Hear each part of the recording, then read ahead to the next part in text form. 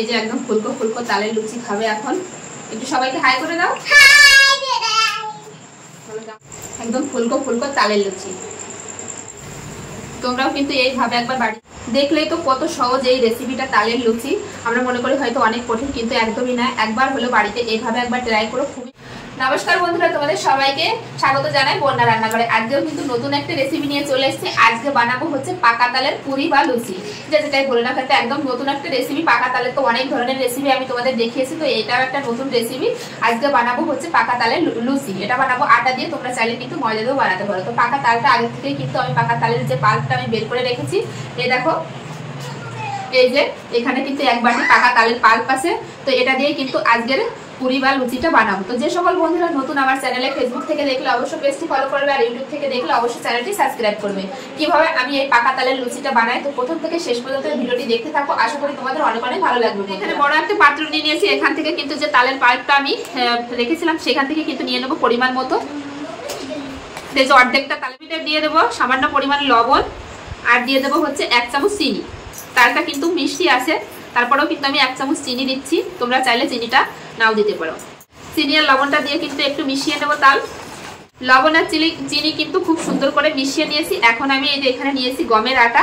তো আটা দিয়ে বানাবো আজকে। তো তোমরা চাইলে এখানে আটার বদলে কিন্তু ময়দাও ইউজ করতে পারো। তো এখন আমি অল্প অল্প আটা দিয়ে একটা কিন্তু ডো বানিয়ে নেবো। তো এইভাবে কিন্তু আস্তে আস্তে একটু ডো বানিয়ে নেবো। এর ভিতরে কিন্তু কোনো রকম জল দেবো না। আমি যদি একটু টাইট হয়ে যায় তাহলে একটু তালের পাল্প দিয়ে নেবো। তো এইভাবে কিন্তু একটা ডো বানিয়ে নেবো, যেমন আমরা লুচির জন্য বানাই ঠিক সেইভাবেই কিন্তু বানাবো।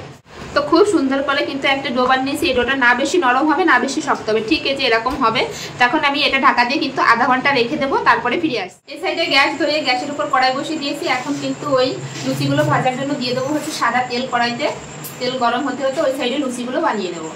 এই সাইডে কিন্তু আধা ঘন্টা হয়ে গেছে। যে ডোটা মেখে রেখেছিলাম আর একটু মেখে নেবো আমি এই যে এইভাবে। তো এখান থেকে এই যে ছোট ছোট লেচি কেটে নেবো এইভাবে। তো তোমরা বড় ছোট করতে পারো, আমি ঠিক এই আকারে করবো লুচিগুলো। এই যে ছোট লেচি কেটে নিচ্ছি। এখান থেকে একটু তেল নেবো। তেল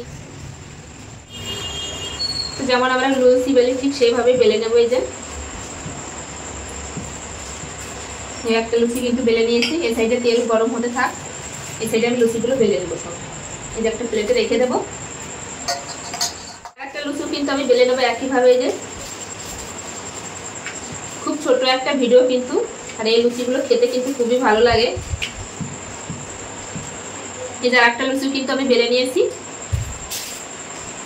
এই প্লেটে রেখে দেবো।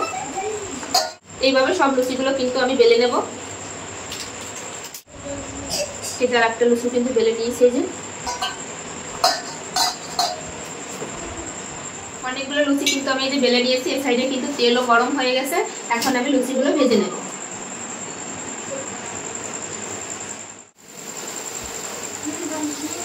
একদম ফুলকো ফুলকো লুচি হবে। এই দেখো কত সুন্দর ফুলেছে লুচি। তো উল্টে দেবো এবার। তো উল্টে পাল্টে দেখো একটা লুচি কিন্তু খুব সুন্দর করে ভেজে নিয়েছে। আর কত সুন্দর ফুলকো হয়েছে লুচি দেখো। তো এইভাবে সব লুচিগুলো আমি ভেজে নেব। আর একটা লুচি তোমাদের দেখাচ্ছি কি সুন্দর ভাবে ফুলে দেখো লুচিগুলো কিন্তু খুব সুন্দর ভাবে ফুলছে। এই যে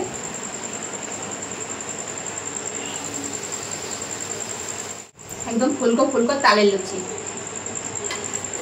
প্রত্যেকটাই লুচি কিন্তু কত সুন্দর ভাবে দেখো ফুলছে। একদম ফুলকো ফুলকো লুচি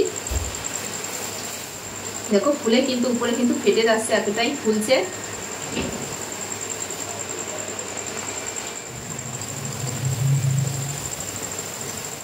সব লুচিগুলো কিন্তু এই যে বেলে নিয়েছি।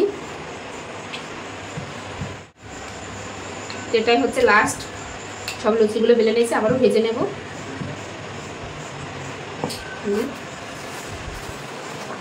দেখো কত সুন্দর ফুলকো ফুলকো হচ্ছে। তাল থাকতে থাকতে কিন্তু তোমরাও কিন্তু একবার এইভাবে বানিয়ে খেয়ে দেখো, খুবই ভালো লাগে।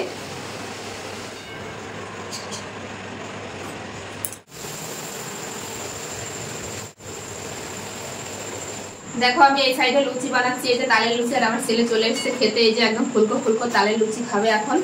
একটু সবাইকে হাই করে দাও। কেমন আছো সবাই?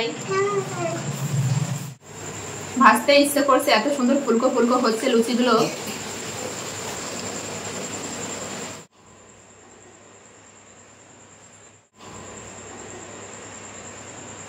তো এই লুচিটা ভাজলেই কিন্তু সব লুচিগুলো ভাজা হয়ে যায়। আর কত সুন্দর হয়েছে দেখো, এক প্লেট ফুলকো ফুলকো তালের লুচি। তোমরাও কিন্তু এইভাবে একবার বাড়িতে বানিয়ে খেয়ে দেখো, খুবই ভালো লাগে তাল থাকতে থাকতে।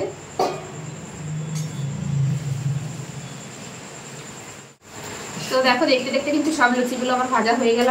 প্রত্যেকটাই লুচি কিন্তু এরকম ফুলকো ফুলকো হয়েছে। এই দেখো,